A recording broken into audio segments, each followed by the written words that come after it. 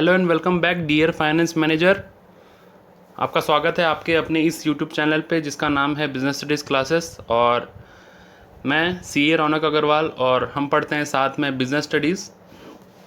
तो ये वीडियो जो रेलेवेंट है वो ट्वेल्थ कॉमर्स वाले स्टूडेंट्स के लिए रेलेवेंट है। और ट्वेल्थ कॉमर्स में भी सीबीएसई करिकुलम जो है ऑल ओवर इंडिया में जो फॉलो किया जाता है सीबीएसई, वो उन बच्चों के लिए बहुत ज़्यादा रेलेवेंट है। इसके अलावा जो अदर बोर्ड्स के बच्चे हैं वो भी रेफ़र कर सकते हैं जिनका कि चैप्टर है फाइनेंशियल मैनेजमेंट। ठीक है, तो अपन पढ़ रहे थे चैप्टर 9 फाइनेंशियल मैनेजमेंट, पार्ट 12 था लास्ट क्लास में। और लास्ट क्लास में हम पढ़े थे फिक्स्ड कैपिटल के बारे में, factors affecting requirement of fix capital अपन पढ़े थे लास्ट क्लास में पार्ट 12 में।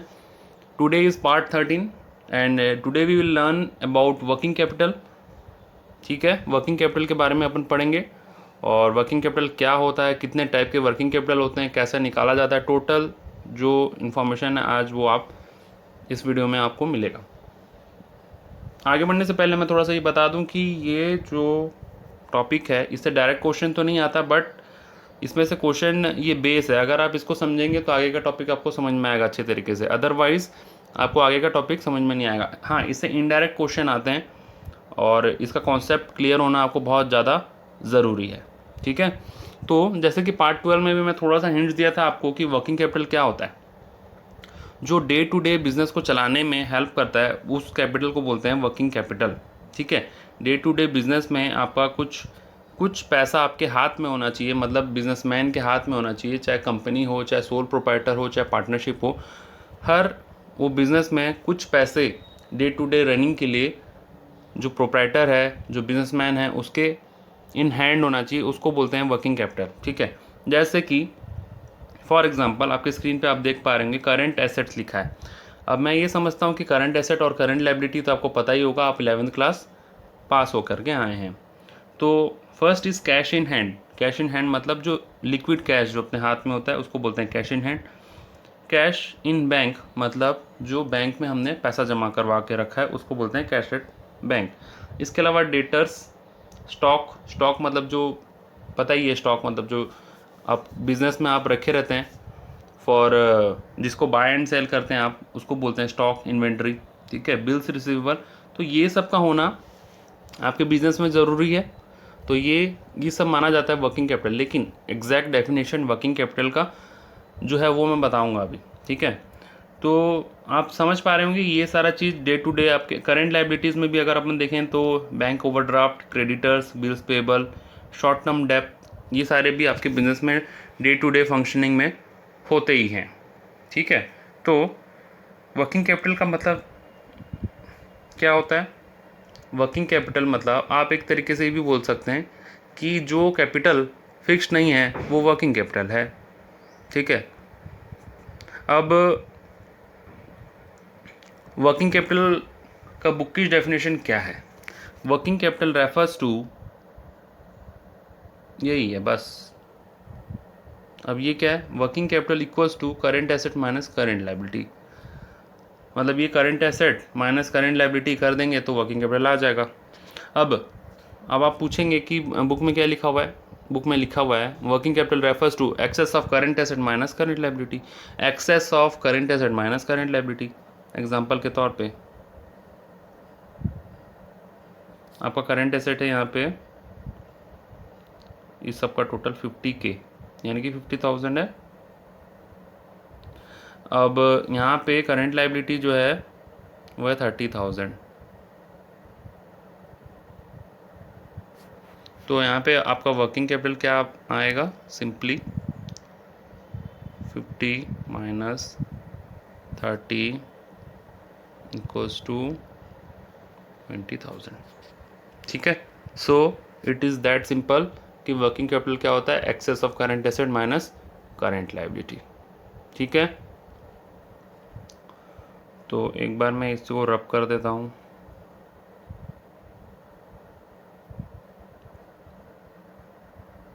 अब देखो दो बातें हैं वर्किंग कैपिटल के, कितने सिबलिंग्स? हाँ, आप ठीक सुने, वर्किंग कैपिटल के कितने सिबलिंग्स, मतलब कितने टाइप के वर्किंग कैपिटल होते हैं?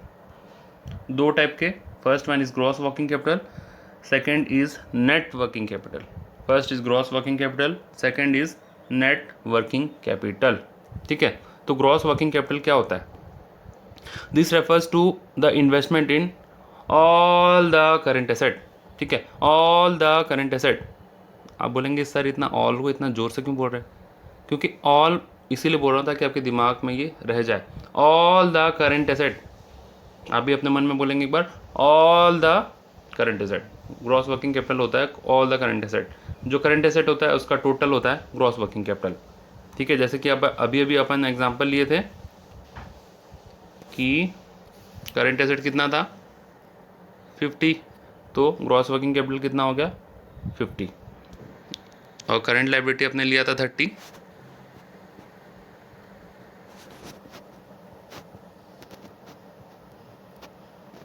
तो ये हो जाएगा 20 नेट।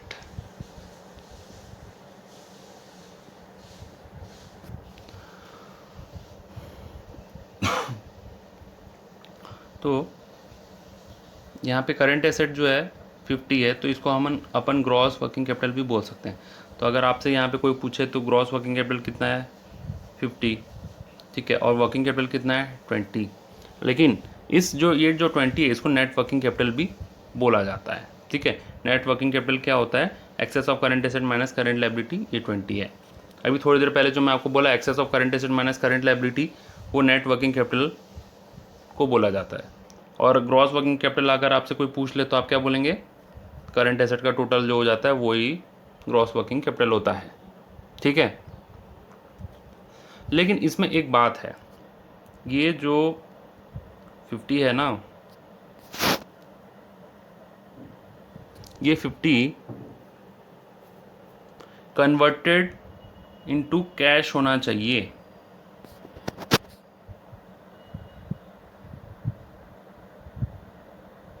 ये जो 50 है ये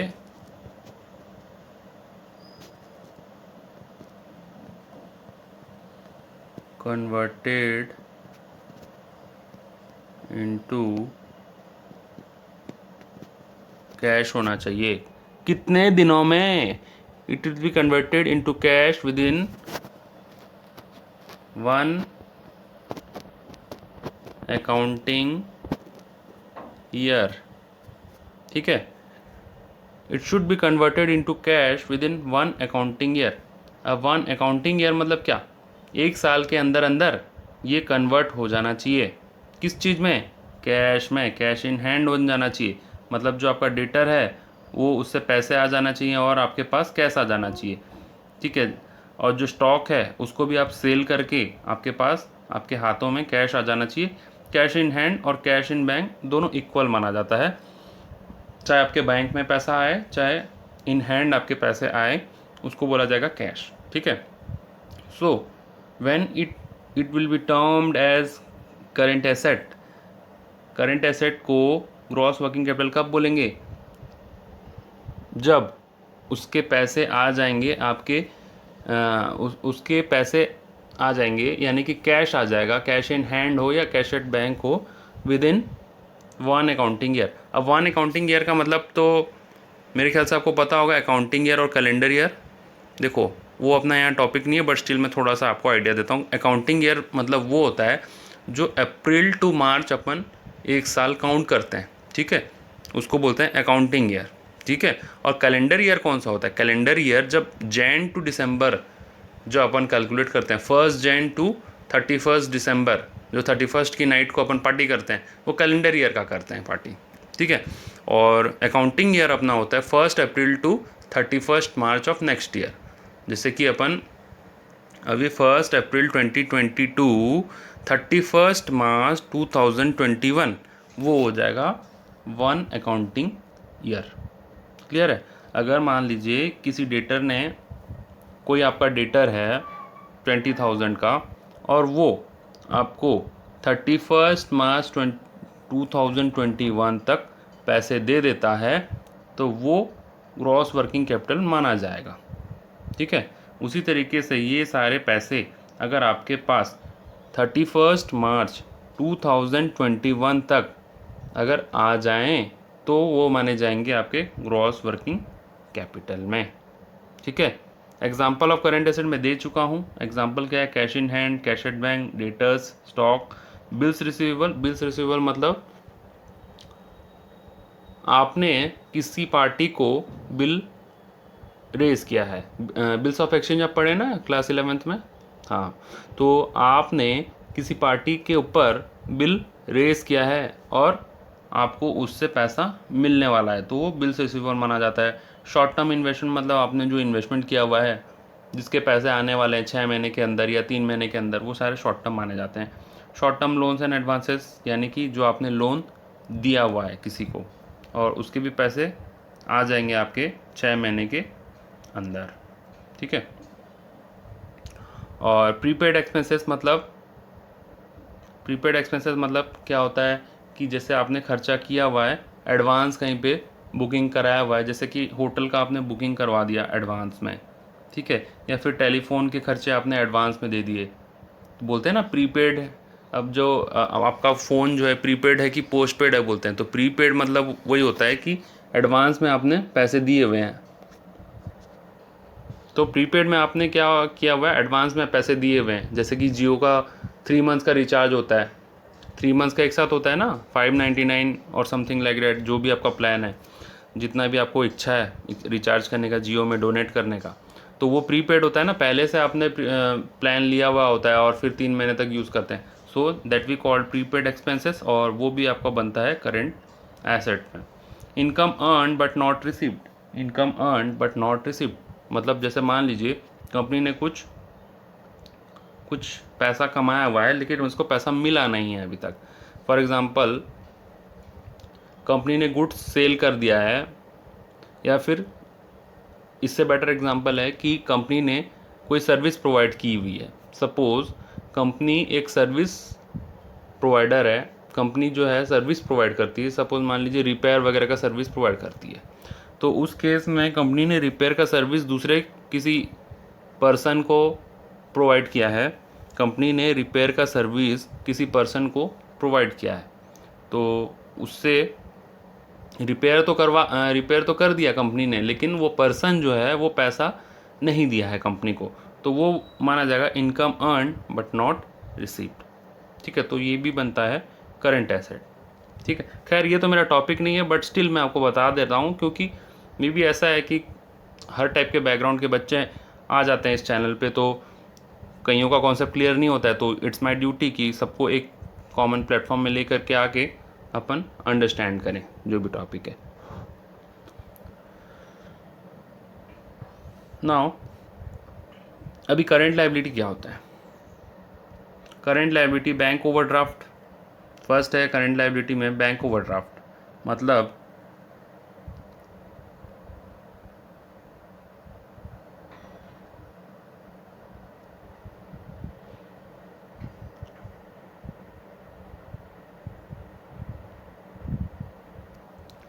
बैंक ओवरड्राफ्ट मतलब क्या होता है? बैंक से आपने पैसा लिया हुआ है, वो बैंक ओवरड्राफ्ट बन जाएगा। मतलब बैंक से आपने लोन लिया हुआ है एक टाइप का, ठीक है, तो वो बन जाएगा बैंक ओवरड्राफ्ट। और ये जो ओवरड्राफ्ट होता है जिसको प्यार से हम ओडी भी बोलते हैं, ओडी, ठीक है, वो जो ओडी होता है बैंक ओडी, उसके पैसे भी हमको विदिन 6 मंथ देने होते हैं, तो ये भी करंट लायबिलिटी माना जाता है। क्रेडिटर्स मतलब तो तुमको पता है, जो सामने वाले इंसान से अपन उधार लिए हुए हैं।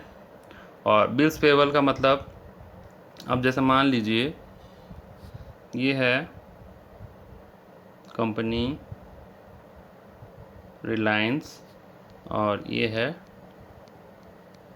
टाटा, ठीक है। अब रिलायंस कंपनी ने बिल रेज किया हुआ है टाटा के ऊपर, ठीक है, टाटा ने यस बोला है कि मैं पे करूँगा, यस आई विल पे, तो ये जो यस आई विल पे है ये बन जाएगा बिल्स पेबल, ठीक है, ये बिल्स पेबल बन जाएगा टाटा के लिए, और यही बिल्स रिसीवेबल बनेगा रिलायंस के लिए। समझ में आ गया? आई होप आपको समझ में आ गया होगा। और बिल्स ऑफ एक्सचेंज आप पढ़ चुके हैं चैप्टर क्लास 11th में, मैं तो जस्ट आपको रिमाइंड करवा रहा था। तो जो बिल एक पार्टी के लिए बिल्स रिसीवेबल है वो उसका करेंट एसेट है, उसी तरीके से जो इंसान उस बिल को लेकर के हाँ बोला है कि मैं पे करूँगा आफ्टर सर्टेन पीरियड, वो उसके लिए बिल्स पेबल बनेगा और it will B current liability for them. ठीक है, तो ये टाटा कंपनी के लिए करंट लायबिलिटी है और वही सेम बिल रिलायंस के लिए बिल्स रिसीवेबल है। समझ में आया? शॉर्ट टर्म डेप्थ मतलब कंपनी ने छोटा सा लोन लिया हुआ, it is as good as bank overdraft. Short term depth ऐसा होता है कि छोटा उधारी जिसको बोलते हैं अपन, सरल भाषा में अपन बोलते हैं कि छोटा उधारी, मतलब कंपनी ने जो उधार लिया हुआ है थोड़े समय के लिए, ठीक है, तो शॉर्ट टर्म डेप्थ होगा, it is as good as bank OD. Advance and deposit received, अब वही एग्जांपल, यहाँ है रिलायंस, यहाँ है टाटा। अब टाटा के पास पैसे की कमी थी, टाटा के पास स्कैरसिटी था, स्कैरसिटी ऑफ फंड्स। तो टाटा ने बोला कि give some money,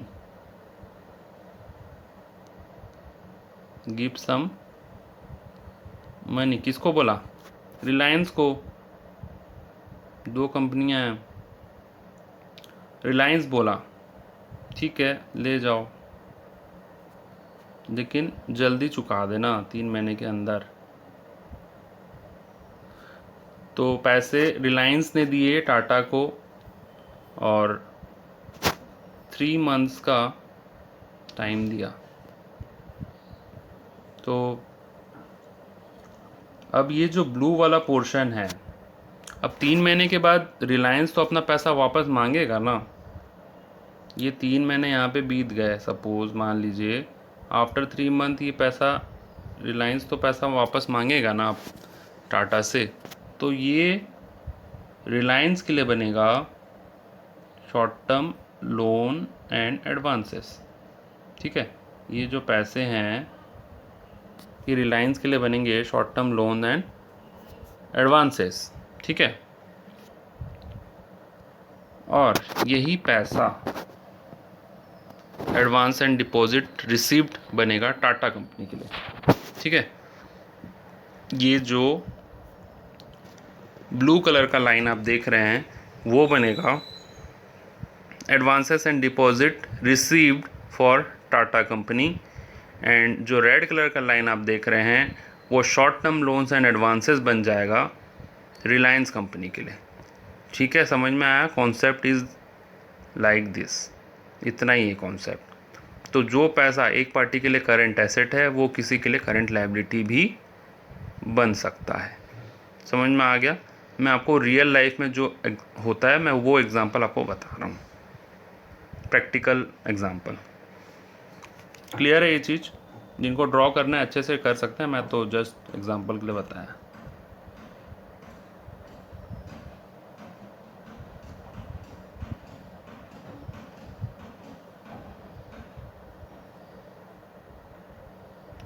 outstanding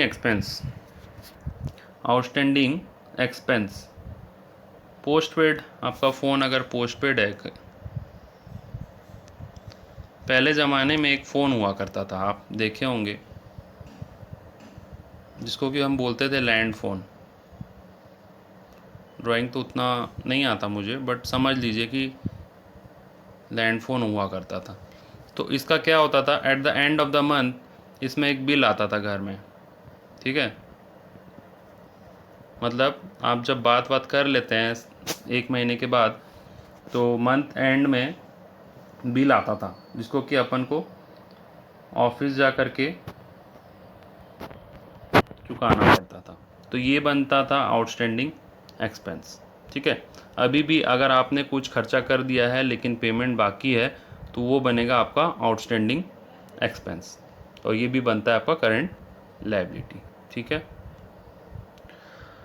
so this was all about current asset and current liability. अभी अपन देखते हैं कि नेट वर्किंग कैपिटल क्या होता है विथ ए शॉर्ट एग्जाम्पल।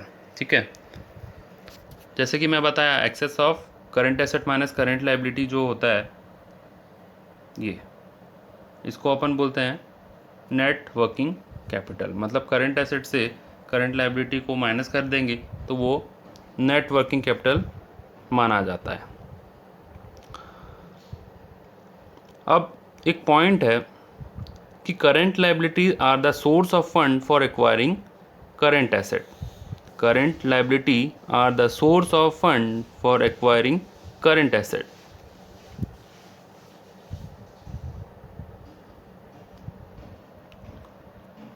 बताता हूँ कि ये क्या है। Current liability are the source of fund for acquiring current asset.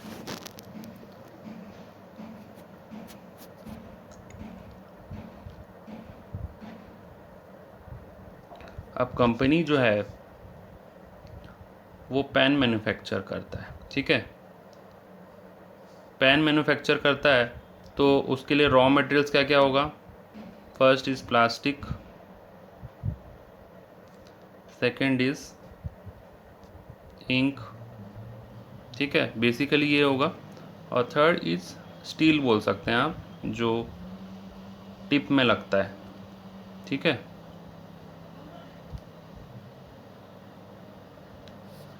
तो 3 रॉ मटेरियल्स हैं एक पेन मैन्युफैक्चरिंग कंपनी के लिए, प्लास्टिक, इंक और स्टील। अब कंपनी ये रॉ मटेरियल्स दूसरे कंपनी से मंगवाता है। सपोज ये है कंपनी ए, कंपनी बी, सी।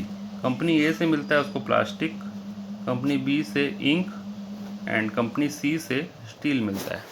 ठीक है, तो जब वो ये तीनों रॉ मटेरियल्स मंगवाता है तो उसके पैसे कुछ दिन के बाद देता है। ठीक है, पैसे कुछ दिन के बाद देता है। यहाँ पे जेड कंपनी, मैं ये जेड कंपनी के बारे में बता रहा था। तो जेड कंपनी ऐसा करता है कि ये तीनों कंपनी को पैसे कुछ दिन के बाद देता है, 3 मंथ्स के बाद देता है। तो 3 मंथ्स तक ये लोग क्रेडिटर हुए जेड कंपनी के। ए कंपनी, बी कंपनी और सी कंपनी क्या हुए, क्रेडिटर किसके, जेड कंपनी के। ठीक है, तो क्या मैं ये बोल सकता हूँ कि क्रेडिटर लोगों एक सोर्स ऑफ फंड प्रोवाइड किए किसको, जेड कंपनी को, for acquiring plastic, ink and steel. ठीक है, क्या मैं ये बोल सकता हूँ, फिर से बोल रहा हूँ, ध्यान से सुनिए, क्या मैं ये बोल सकता हूँ कि ये जो क्रेडिटर्स हैं A company, B company and C company, ये सोर्स ऑफ फंड प्रोवाइड किए जेड कंपनी को?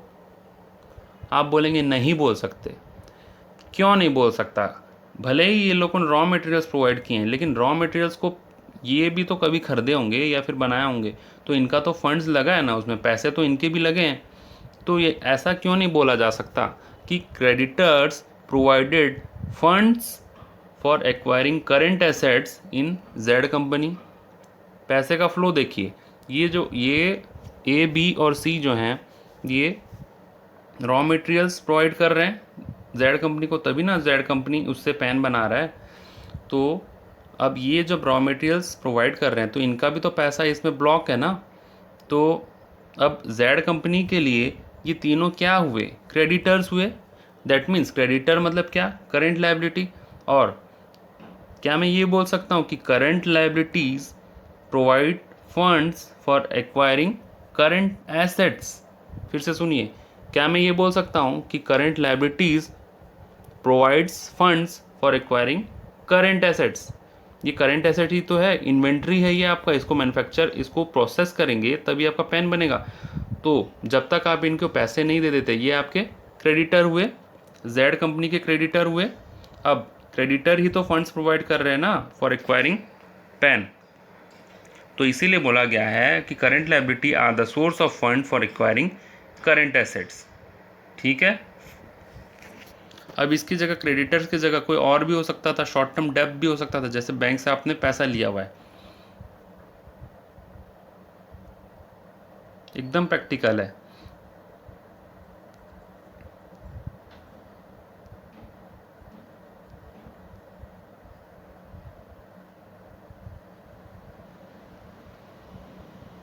देखो, मैं जो कॉन्सेप्ट लर्निंग ट्रिक्स जो मेरे थंबनेल में लिखा हुआ है वो इसी चीज़ के लिए लिखा हुआ है कि मैं आपको प्रैक्टिकली बताता हूँ ये चीज़। आप अदर क्लासेस में बिजनेस स्टडीज़ को लेकर के कई जगह ये रहता है कि बिजनेस स्टडीज़ तो ऐसा ही सब्जेक्ट है, बस उसको थोड़ा सा पढ़ लेंगे हो जाएगा। बट द मोमेंट आप कॉन्सेप्चुअली जब तक क्लियर नहीं होंगे, आप सिर्फ रट्टा ही मारते रह जाएंगे और एट द एंड भले ही आप अच्छा मार्क्स सिक्योर कर लें, लेकिन आपको वो चीज़ याद नहीं रहेगा और फ्यूचर में आपका उसका कोई यूज़ नहीं रहेगा। सो इट इज़ ऑलवेज सेड कि बिजनेस स्टडीज़ एक प्रैक्टिकल सब्जेक्ट है, उसको प्रैक्टिकल तरीके से पहले तो प्रेजेंट करना आना चाहिए जो भी प्रेजेंटर है आपका, और दूसरा बात है कि आपको प्रैक्टिकली समझ में भी आना चाहिए। तो अब मैं अगर शॉर्ट टर्म डेप्थ की बात करूं जो कि बैंक से लिया हुआ है, मतलब रॉ मटेरियल्स खरीदने के लिए जेड कंपनी के पास पैसे नहीं थे, तो जेड कंपनी ने क्या किया, सपोज़ ये बैंक है, बैंक का नाम है एसबीआई। एसबीआई से, state bank of India, SBI का मतलब, एसबीआई से जेड कंपनी ने लोन लिया। कितने का लोन लिया? लोन लिया 50,000 का। कितने दिनों के लिए? For 3 months. तो क्या मैं बोल सकता हूँ कि जो एसबीआई है वो जेड कंपनी का क्रेडिटर है, सॉरी, जेड कंपनी के लिए करंट लायबिलिटीज़ है। ठीक है, क्रेडिटर भी बोला जा सकता है, वो गलत नहीं है, लेकिन जब शॉर्ट टर्म डेप्थ लिया है, शॉर्ट टर्म डेप्थ मतलब 3 महीने या 6 महीने के अंतर्गत पैसा चुका देंगे। तो जो जेड कंपनी है वो क्या किया है, एसबीआई से शॉर्ट टर्म डेप्थ लिया है, शॉर्ट टर्म मतलब थोड़े समय के लिए, और उसके बाद पैसा चुका देगा। तो अब ये पैसा दिया स्टेट बैंक ने जेड कंपनी को पैसा दिया, तभी तो उससे वो प्लास्टिक, इंक और स्टील खरीद पाया। तो क्या हम ये बोल सकते हैं कि short term depth provided funds for acquiring current asset? ठीक है, बिल्कुल बोल सकते हैं। तो इसके साथ ही क्या हम ये बोल सकते हैं कि current liabilities provided funds for acquiring current asset? बिल्कुल बोल सकते हैं। तो आई होप कि आपको अच्छे से समझ में आ गया होगा ये लाइन। पॉइंट छोटा सा है, लेकिन इसी से क्वेश्चन ट्विस्ट करके पूछा जा सकता है, इसीलिए मैं आपके सामने ये कॉन्सेप्ट को रखा। ठीक है, अब आगे बढ़ते हैं।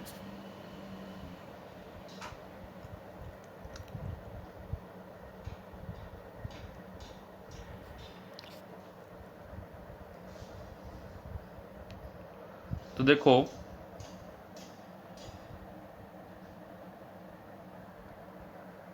नाउ आपके सामने एक और टॉपिक आ रहा है, नेट वर्किंग कैपिटल। जो अपन निकाले थे current asset and current liability का डिफरेंस, वो 2 टाइप का होता है।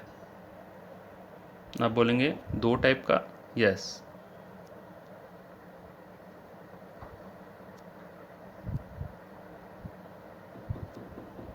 वो 2 टाइप का होता है। नेट वर्किंग कैपिटल मतलब पहले तो क्या लिख देते हैं भाई, वरना बच्चे बोलेंगे सर बताया नहीं ढंग से। Net working capital equals to C A minus C L. C A मतलब करंट एसेट, सी एल मतलब करंट लायबिलिटी। तो net working capital C A minus C L होता है। तो ये 2 टाइप का होता है, positive net working capital, negative net working capital. ठीक है, कुछ आप में से कुछ बच्चों को समझ में आ गया होगा। अगर सी ए माइनस सी एल का जो आंसर है वो पॉजिटिव आया, यानी कि प्लस में आया, तो बनेगा आपका पॉजिटिव नेट वर्किंग कैपिटल। इसी जगह अगर सी ए माइनस सी एल का डिफरेंस नेगेटिव आया तो वो बन जाएगा नेगेटिव वर्किंग कैपिटल। ठीक है, बस इतना सा ही बात है। ठीक है, मैं एग्जांपल दे देता हूँ इसका।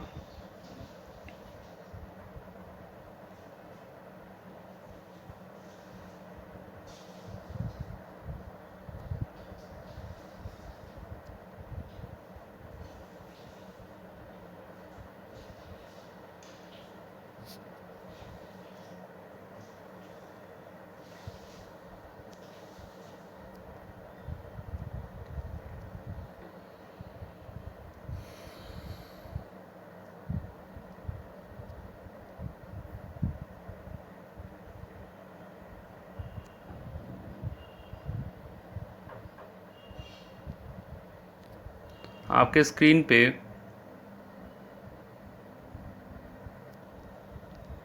स्क्रीन पे current assets, current liability show हो रहे हैं। ठीक है, आपका करंट एसेट कितना है? 80,000। ये डॉलर को हम कट करके यहाँ रुपीज़ लिख लेते हैं। ठीक है, तो करंट एसेट कितना है आपका? 80,000 और करंट लायबिलिटी कितना है? 40,000। तो वर्किंग कैपिटल कितना हो गया? In fact net working capital 40,000। 40,000 कैसे हुआ? 80 माइनस 40। ठीक है, तो current asset minus current liability हो गया वर्किंग कैपिटल 40। तो ये पॉजिटिव है या नेगेटिव है? पॉजिटिव है, तो ये क्या बन जाएगा? Positive net working capital. Clear हुआ? अब मान लो कि ये आपका करंट एसेट 35,000। ठीक है, करंट एसेट है आपका 35,000 बट करंट लायबिलिटी इज 40,000 का 40,000 है। तो उस केस में नेट वर्किंग कैपिटल कितना हो जाएगा? 35 माइनस 40 इक्वल्स टू कितना है? माइनस 5,000। तो ये क्या होगा? नेगेटिव वर्किंग कैपिटल माना जाएगा, क्योंकि नेगेटिव में है तो नेगेटिव वर्किंग कैपिटल माना जाएगा। और नेगेटिव वर्किंग कैपिटल मतलब जब करंट लायबिलिटी ज़्यादा है करंट एसेट से। ठीक है, केस 1 में क्या था? 80 माइनस 40, करंट एसेट ज़्यादा था करंट लायबिलिटी से, तो वो बनता है पॉजिटिव नेट वर्किंग कैपिटल। अगर उसी जगह करंट लायबिलिटी जो है वो ज़्यादा है करंट एसेट से, तो वो बनता है नेगेटिव नेट वर्किंग कैपिटल। ठीक है, और जो वर्किंग कैपिटल होता है ना, वो लिक्विडिटी पोजीशन को बताता है आपके कंपनी में, आपके कंपनी का हालत कैसा है वो बताता है। ठीक है, अगर नेगेटिव में है वर्किंग कैपिटल आपके कंपनी का, यानी कि आपका कर्ज ज़्यादा है आपके पैसों से, तो ये बताता है कि कंपनी का हालत ख़राब है, कंपनी का हालत खस्ता है, कंपनी का liquidity position is very poor. That means negative working capital indicates that the liquidity position, the financial position of a company is very poor. And if the working capital is positive, it indicates the financial position of the company is good. So with this we have completed positive net working capital, what is positive net working capital, and negative net working capital. और net working capital क्या होता है ये तो मैं starting से बताया था। तो आज के क्लास में हमने सीखा कि वर्किंग कैपिटल क्या होता है, वर्किंग कैपिटल क्या है, और ग्रॉस वर्किंग कैपिटल क्या होता है, जो कि करंट एसेट होता है विद इन 1 अकाउंटिंग ईयर में जो कैश में कन्वर्ट हो जाता है वो बनता है gross working capital. Net working capital क्या होता है? Excess of current asset. यहाँ पे देखिए excess of current asset minus current liability होता है वो नेट वर्किंग कैपिटल। अब नेट वर्किंग कैपिटल भी दो टाइप के होते हैं, positive as well as negative. Positive कब होता है? जब करंट एसेट आपका करंट लायबिलिटी से ज़्यादा है तो वो बनता है आपका पॉजिटिव नेट वर्किंग कैपिटल, और जब करंट लायबिलिटीज़ ज़्यादा होते हैं करंट एसेट से वो नेगेटिव नेट वर्किंग कैपिटल होता है। इसके साथ ही अपन एक कॉन्सेप्ट को लिए थे कि current liabilities provides funds for acquiring current asset. So ये सारा डिस्कशन था आज के क्लास के रिलेटेड। होपफुली आपको समझ में आ गया होगा, और आपको रिगार्डिंग कोई डाउट है तो आप पूछ सकते हैं मुझसे। डिस्क्रिप्शन में मेरा नंबर है, आप उसमें पूछ सकते हैं, व्हाट्सएप में पूछ सकते हैं, कमेंट में पूछ सकते हैं। ठीक है, और नेक्स्ट पार्ट अपन बनाएंगे factors affecting the working capital. तो ये पार्ट बहुत ज़्यादा इम्पॉर्टेंट था। वीडियो को ज़रूर अच्छे से समझिएगा, और अच्छा लगा होगा तो लाइक कीजिएगा। चैनल को अगर आप सब्सक्राइब करेंगे तो आप इस टाइप के वीडियो को मिस नहीं करेंगे और आप पहले देख पाएंगे वीडियो को। और अगर आप चैनल को सब्सक्राइब नहीं करते हैं तो आपको इस टाइप का वीडियो जब लॉन्च होगा तो आप मिस कर देंगे, तो इससे आपका ही नुकसान है। अपने फ्रेंड्स के साथ शेयर कर लीजिए अगर आपको लगता है कि उनको भी इस टाइप के वीडियो की ज़रूरत है, वो भी क्लास कर रहे हैं। Thank you for watching this video, thank you for coming to the class, have a good day, stay blessed, bye bye.